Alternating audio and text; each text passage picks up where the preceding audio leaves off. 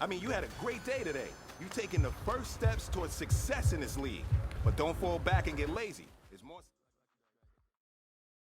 Kick it and go. Kick it and go.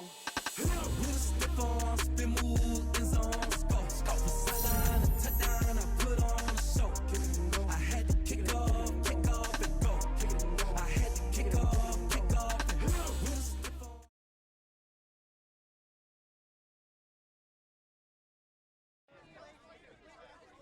With a playoff game in just a few days, everyone was waiting to find out if I'd be returning this week or if I'd hold off and hope for a win so I could possibly return in a later round. It was without a doubt one of the toughest decisions in my career.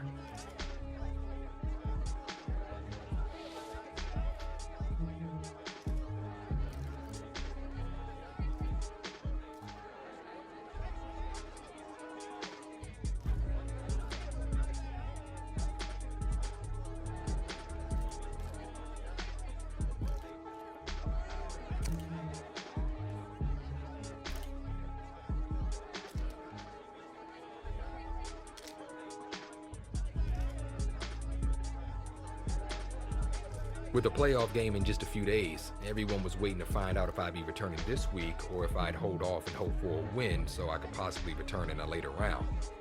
It was without a doubt one of the toughest decisions in my career.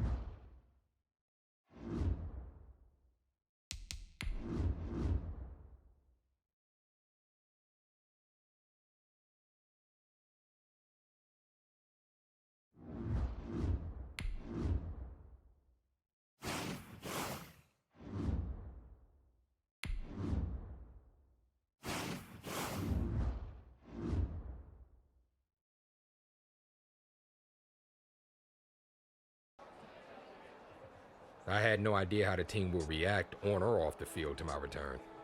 But deep down, I knew it was what I needed to do.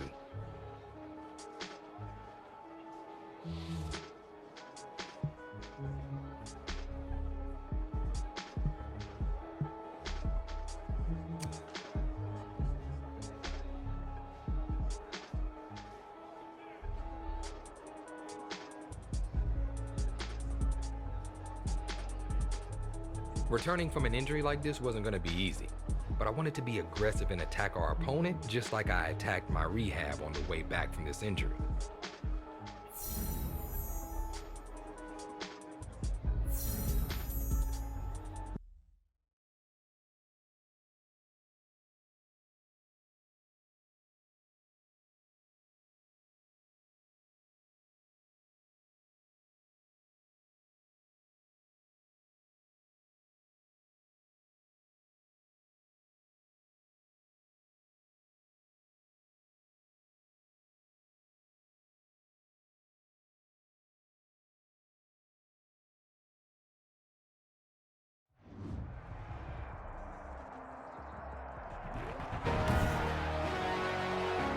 Today, from Soldier Field in Chicago, it's the NFC Divisional Round Playoffs on EA Sports. Taking it about the 1. And he'll go down as this drive will start at the 25-yard line. The Bears take over 1st and 10. So here are the Bears now for their opening drive. They will be led out by their dual-threat quarterback, the vet.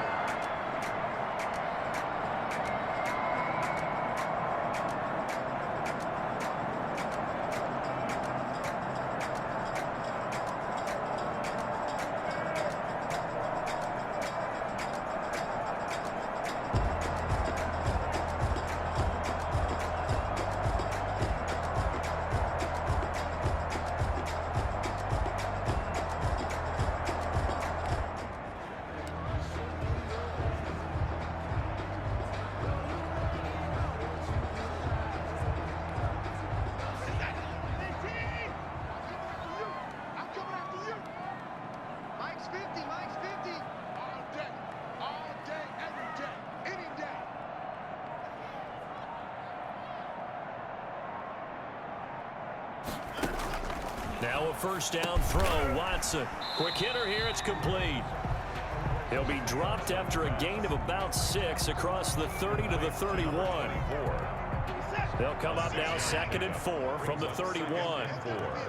Well, Charles, the big story today, obviously the courageous return of one of the league's best offensive players. You know, when he was injured earlier in the season, the assumption was really that he would be out the rest of the year. Well, we found out this week that that's not the case. And I love how you started with this, the courageous return, because you got to give big-time props for working his way back from that serious injury.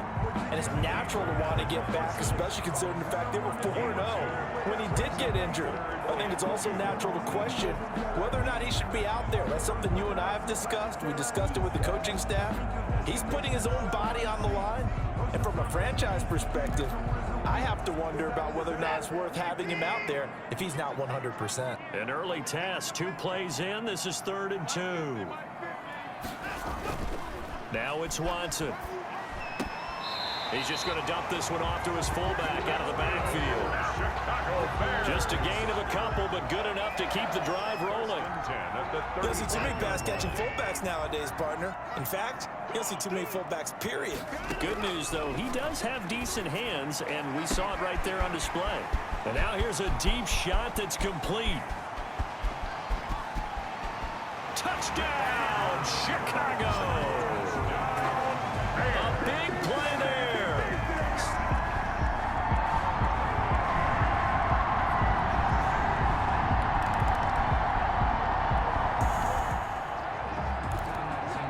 After an excellent punt, this offense in a tough spot down inside their own 5.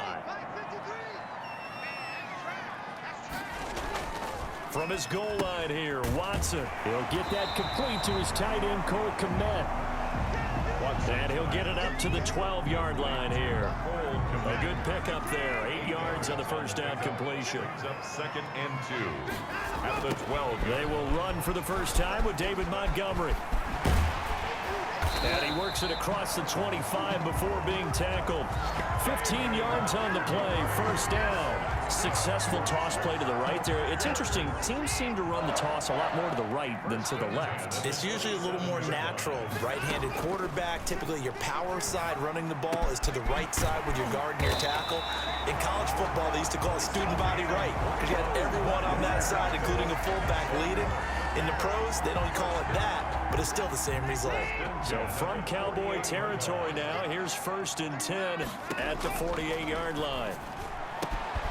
Now this throw caught left side.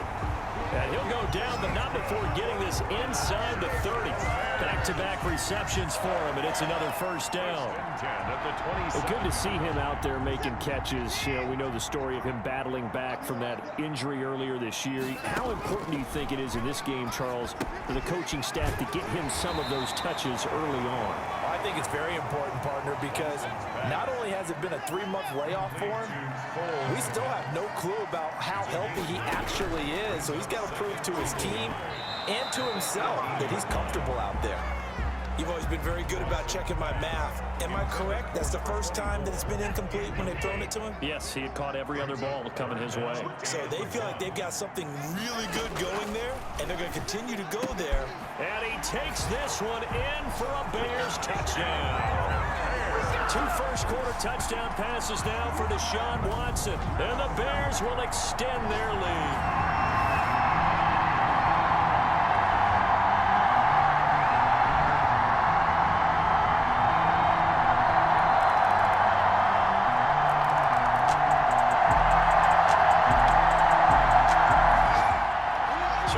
To live action. Let's see what this offense can do here on this play.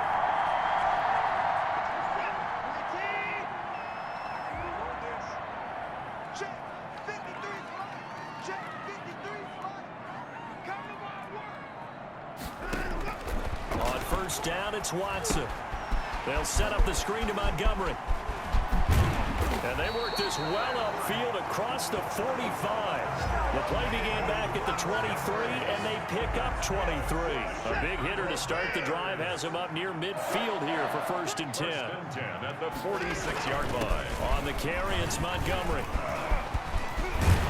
And they'll get him down as he's inside the 40. 16 more on that one and another first down.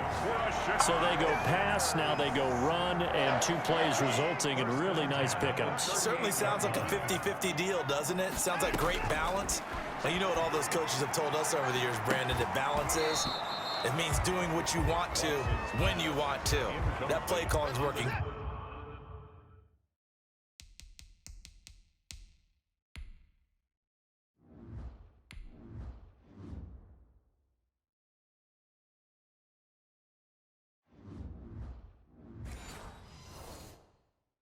Very well for them right now. It's 2nd down and 10. Throwing again on 2nd and 10, Watson. And he overshot him there. It's out of bounds, incomplete. Incomplete. Now they face a 3rd and 10 after back-to-back incompletions. And 10. From the gun, here's Watson. Steps away to his left.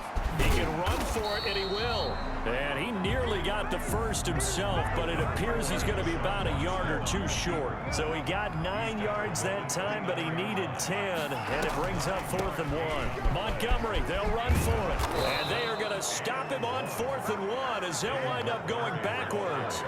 He only needed a yard, but he couldn't even get back to...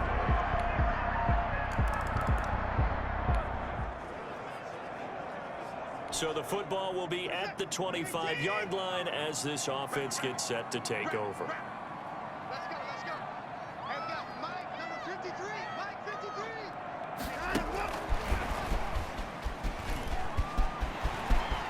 Space to maneuver at the 40. And he'll finally be taken down just shy of midfield.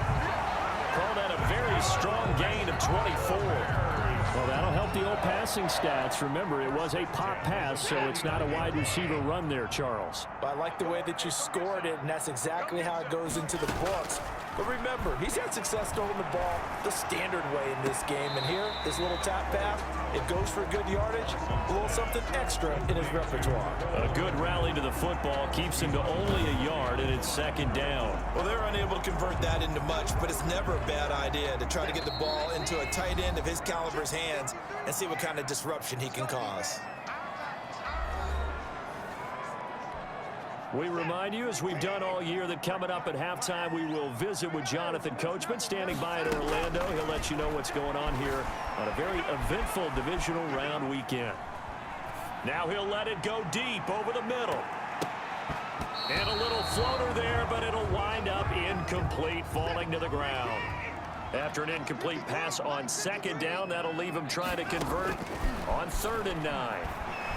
Oh, he's going to let this go for the end zone. Got his man, and it's caught for a Chicago touchdown. Deshaun Watson with his 3rd touchdown.